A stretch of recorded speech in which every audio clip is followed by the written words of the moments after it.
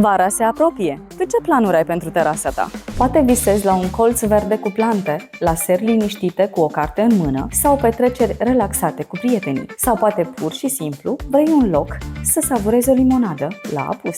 Indiferent cum îți imaginezi că arată terasa ideală, la Thermoplast găsești soluțiile potrivite pentru tine. Dacă îți dorești un spațiu confortabil, protejat de frig și zgomot, unde să te simți bine tot timpul anului, îți recomandăm sistemul armonic cu profil TRP RH80. Oferă izolare termică și fonică excelente și transformă terasa într-o adevărată extensie a casei, elegantă, sigură, funcțională.